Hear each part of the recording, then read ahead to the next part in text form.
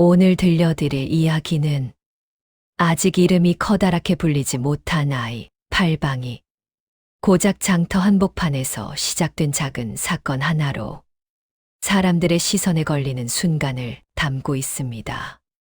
그리고 이 이야기 끝자락에는 팔방 곁을 맴돌며 조용히 힘이 되어주는 아이, 정화가 왜 늘 한 걸음 뒤에서 그러면서도 가장 먼저 움직이는지 그 이유의 조각이 살짝 드러나지요.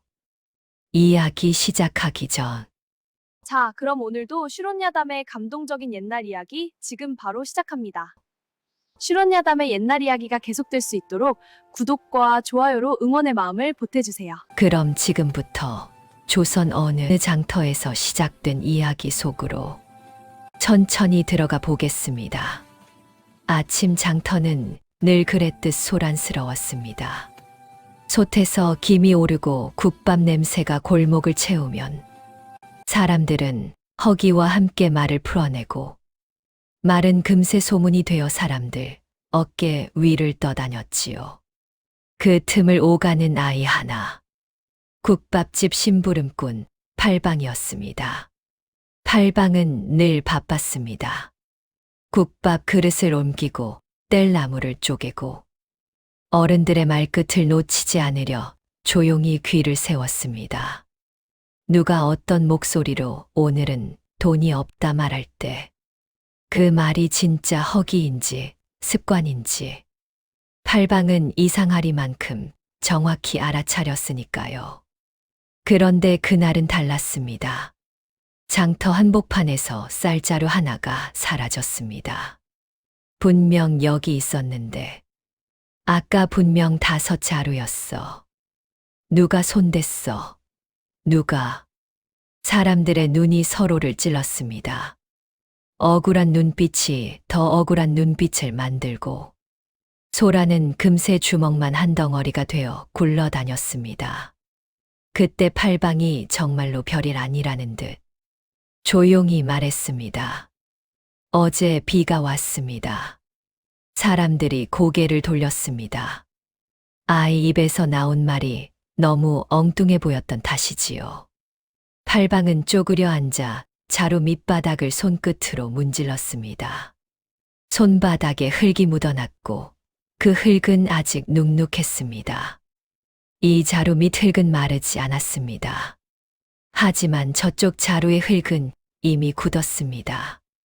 팔방의 손끝이 자루 아래쪽에 남은 흙 자국을 따라 움직였습니다.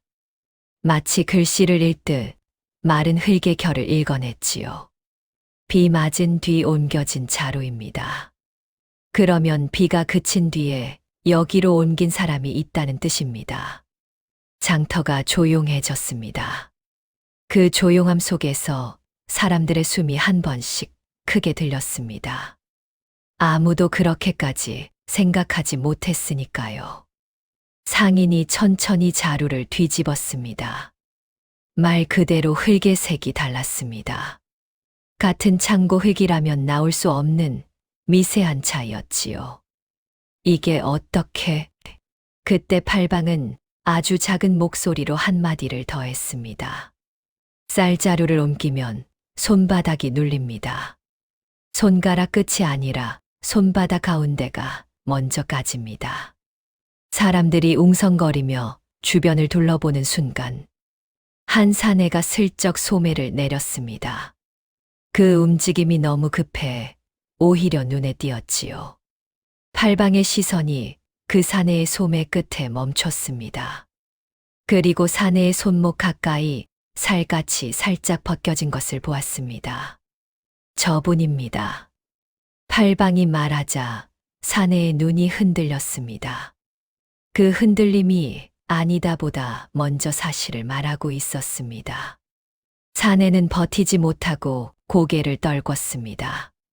쌀자루는 곧바로 찾아졌고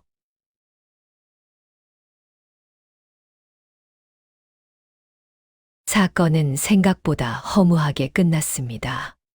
그러나 끝나지 않은 것이 있었습니다. 팔방을 바라보는 사람들의 눈빛이었습니다. 저 아이, 그냥 심부름꾼 아니야. 눈이 참 빠르네. 말투가 어쩐지 어른 같지 않냐? 팔방은 아무 말도 하지 않았습니다. 그저 국밥 그릇을 들고 다시 뛰었지요. 하지만 장터의 공기는 이미 달라져 있었습니다. 사람들은 팔방이 지나가면 괜히 한 번 더 쳐다보았습니다. 그날 저녁 국밥집 뒤편에선 장작 타는 냄새가 은근히 올라왔습니다. 팔방은 남은 그릇을 닦다가 문득 그림자 하나를 느꼈습니다. 정화였습니다. 정화는 늘 말이 많지 않았습니다. 그런데도 옆에 있으면 이상하게 마음이 편해졌습니다. 정화가 괜찮다 말하지 않아도 그 눈빛이 먼저 등을 받쳐주는 아이였지요. 오늘 장터 시끄러웠지. 정화가 먼저 입을 열었습니다. 팔방은 잠시 손을 멈추었다가 고개를 끄덕였습니다. 시끄러운 건 늘 그래. 아니, 오늘은 내 이름이 섞였어. 팔방은 잠깐 숨을 삼켰습니다. 이름이 섞인다는 건 좋은 일만은 아니었으니까요. 정화는 팔방의 손등을 한번 흘끔 보고는 조용히 말했습니다. 내가 잘못한 건 없어. 그냥 내가 가진 걸 사람들이 눈치챈 거야. 팔방은 대답하지 않았습니다. 그날 밤 바람이 유난히 차갑게 불었고 팔방의 마음도 괜히 서늘해졌습니다. 마치 앞으로 더 많은 일이 기다리고 있다는 듯이요. 소문은 빠르게 퍼졌습니다. 장터에서 일어난 일은 다음 날이면 고을 전체가 알게 되는 법이었지요. 팔방은 여전히 국밥집에서 일했습니다. 하지만 사람들의 태도는 분명히 달라졌습니다. 이거 계산 좀 봐줄래? 너라면 헷갈리지 않겠지. 저 사람 말이 수상하지 않니? 팔방은 대단한 일을 하는 것처럼 굴지 않았습니다. 그저 듣고 보고 조용히 정리해 줄 뿐이었지요. 그날 정오 무렵 국밥집 앞에서 작은 실랑이가 벌어졌습니다. 말쑥한 차림의 사내가 허리를 꼿꼿이 세우고 서서 말했습니다. 이 집 국밥값을 잘못 받았다. 주인 아주머니가 얼굴을 찌푸렸습니다. 무슨 소리요? 손님, 분명 2그릇 드셨잖소. 사내는 눈을 치켜 올렸습니다. 나는 1그릇만 먹었다. 그 말이 떨어지자 주변에서 슬쩍 웃는 기척이 났습니다. 그 웃음은 가볍지 않았습니다. 저 사람 또 시작이네 하는 익숙한 반응이었지요. 팔방은 그 사내를 바라보았습니다. 그리고 아주 천천히 사내의 손을 보았습니다. 사내의 왼손이 자꾸만 주먹을 쥐었다, 폈다 했습니다. 그것도 말이 막힐 때마다. 팔방이 조용히 말했습니다. 아니요. 사내의 눈이 흔들렸습니다. 팔방은 목소리를 높이지도 사람을 몰아세우지도 않았습니다. 그저 사실을 사실대로 꺼내 보였지요. 방금 왼쪽 손을 쥐었습니다. 그게 뭐 어쨌다는 거냐? 사내는 발끈했지만 목소리가 조금 얇아졌습니다. 팔방은 그 얇아진 목소리마저 놓치지 않았습니다. 거짓말을 할 때 나오는 버릇입니다. 그리고 숨을 들이마신 뒤 말을 고르셨습니다. 주변이 조용해졌습니다. 말의 내용보다도 아이의 태도가 사람들을 놀라게 했습니다. 저 나이에 어떻게 저렇게 차분하지? 그런 생각이 눈빛으로 오갔습니다. 사내는 끝내 고개를 떨궜습니다. 돈이 없었습니다. 주인 아주머니의 한숨이 길게 새어 나왔습니다. 화가 나면서도 어딘가 마음이 약해졌지요. 팔방이 낮게 말했습니다. 외상을 하실 거면 외상이라 하셔도 됩니다. 그게 더 덜 부끄럽습니다. 사내는 잠시 멈칫했습니다. 덜 부끄럽다는 말이 그의 속을 건드렸던 모양입니다. 그날 이후 사람들은 더 크게 수군거렸습니다. 저 아이 사람을 꿰뚫어 보는구나. 눈치가 아니라 무슨 재주 같아. 팔방은 자신이 특별하다는 생각을 하지 않았습니다. 그저 사람을 똑바로 보았을 뿐이었습니다. 하지만 사람을 보는 눈은 이 고을에서 가장 위험한 재주이기도 했습니다. 왜냐하면 사람들 가운데에는 들키고 싶지 않은 것을 가진 이들도 많았으니까요. 그날 해질 무렵 팔방은 국밥 그릇을 배달하러 골목을 건넜습니다. 길가에 낡은 포목점이 있었고 그 앞에서 어떤 여인이 울먹이며 서 있었습니다. 비단 조각이 사라졌어요. 오늘 장터에 내다 팔아야 했는데 포목점 주인은 손을 떨고 있었습니다. 그 비단 조각은 돈이 아니라 겨울을 나는 숨줄 같았지요. 사람들은 도둑을 말했지만 도둑이 누군지 아는 사람은 없었습니다. 그리고 이런 때 무고한 사람이 먼저 찍히곤 했습니다. 그때 정화가 팔방 뒤에서 조용히 한 걸음 나왔습니다. 정화는 사람들 틈을 훑어보았습니다.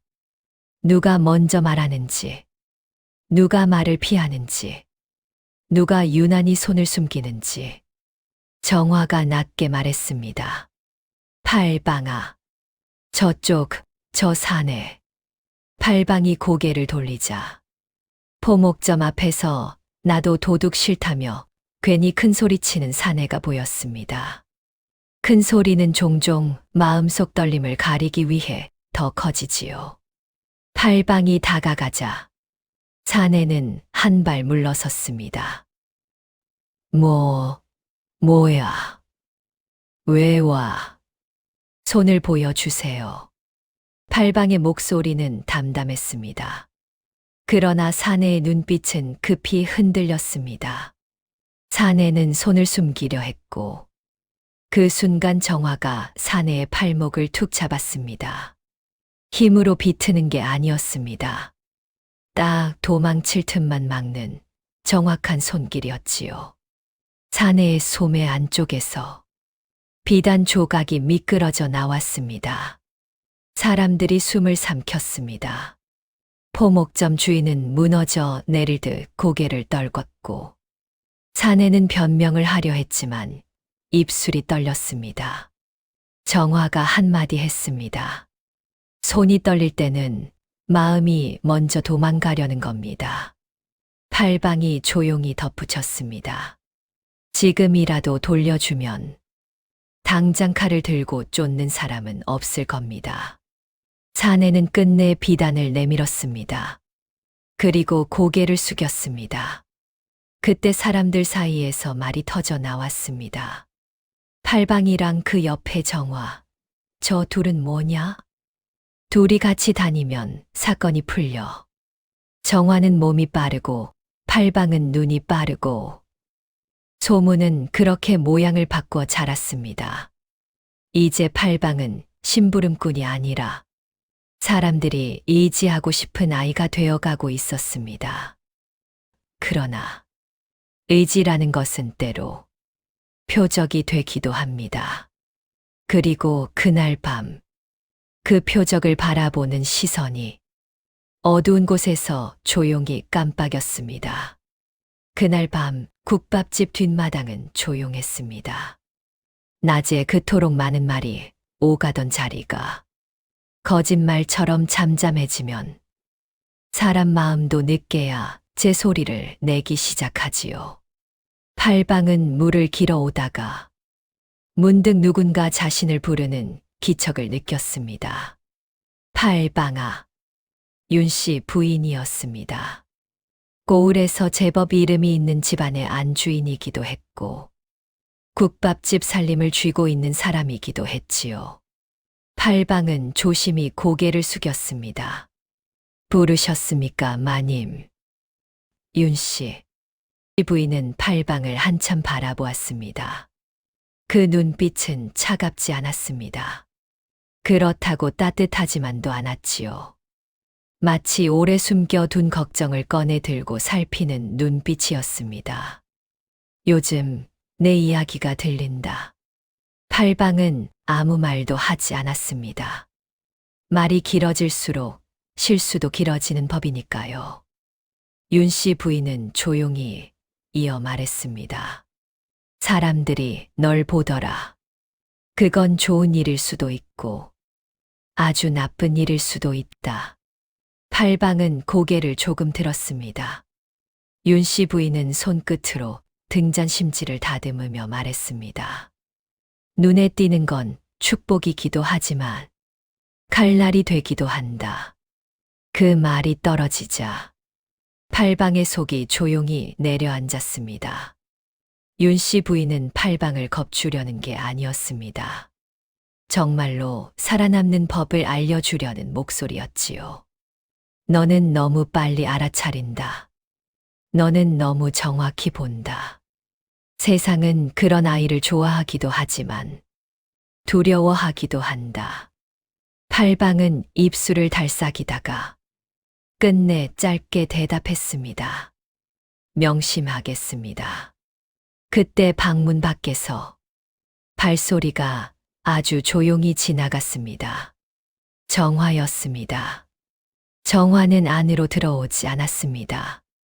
들어오면 팔방이 더 긴장할 걸 알았으니까요. 대신 문틈 너머로 팔방이 무너지지 않게 숨을 같이 쉬어 주었습니다. 그날 늦은 밤 정화는 팔방을 마당 끝에서 불렀습니다. 달빛이 밝지 않았는데도 정화의 눈은 이상하게 또렷했습니다. 팔방아. 응. 정화가 조용히 말했습니다. 너 오늘 너무 앞에 섰어. 팔방은 잠시 고개를 떨궜습니다.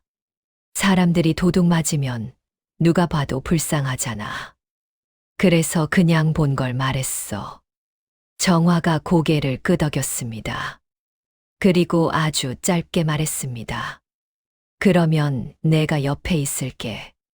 팔방은 그 말에 잠시 숨을 멈췄습니다. 정화가 도와줄게가 아니라 옆에 있을게라고 말한 것이 유난히 마음을 건드렸지요. 그 순간 멀리서 기척이 하나 더 느껴졌습니다.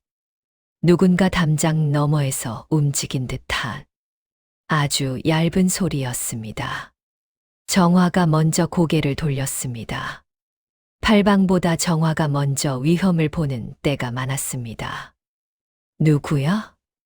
정화가 낮게 물었습니다. 대답은 없었습니다. 하지만 정화는 움직이지 않았습니다. 발끝이 살짝 앞으로, 손이 자연스럽게 허리 옆으로 내려갔습니다. 언제든 몸을 던질 준비를 하는 손이었지요. 팔방도 숨을 죽였습니다. 잠시 후, 담장 너머에서 아주 작은 돌멩이 하나가 굴러 떨어졌습니다. 고양이였을 수도 있고, 바람이었을 수도 있었습니다. 그러나 정화는 알았습니다. 고양이의 소리와 사람의 소리는 다르니까요. 정화가 팔방에게 말했습니다. 오늘부터 밤엔 혼자 움직이지 마. 팔방은 고개를 끄덕였습니다. 자기가 유명해져서가 아니라 자기가 보이기 시작했기 때문이었습니다. 그날 이후로 장터 사람들은 팔방을 더 찾았습니다. 잃어버린 돈을 찾아달라 하고, 사라진 물건을 봐달라 하고, 서로의 말을 가려달라 했지요. 팔방은 도망치지 않았습니다. 그러나 무작정 나서지도 않았습니다. 윤 씨 부인의 말을 기억했으니까요. 축복이 칼날이 되는 순간이 언제인지 알 수 없다는 것. 그리고 그 칼날은 생각보다 가까운 곳에서 올 수 있다는 것. 그날 이후로 아이의 하루는 조금 달라졌습니다. 아직 이름이 바뀐 것도 아니고 신분이 드러난 것도 아니었지요. 다만 사람들이 보기 시작했다는 것. 그리고 그 시선이 아이를 앞으로 밀 수도 베어낼 수도 있다는 사실만이 조용히 남았습니다. 세상은 늘 그렇습니다. 빛은 천천히 드러나고 그 빛을 알아보는 사람은 언제나 먼저 흔들리기 마련이지요. 팔방은 아직 몰랐습니다. 자신을 바라보는 시선 하나가 앞으로 얼마나 많은 선택과 희생을 불러오게 될지 말입니다. 이야기가 마음에 남으셨다면 조용한 응원의 표시로 구독과 좋아요 한번 남겨주셔도 좋겠습니다. 여러분의 작은 관심이 이 이야기를 계속 이어가게 합니다. 다음 화에서는 팔방의 재능이 더 널리 드러나며 그를 둘러싼 사람들의 태도 또한 조금씩 달라지기 시작합니다. 다음 이야기도 기대해 주세요.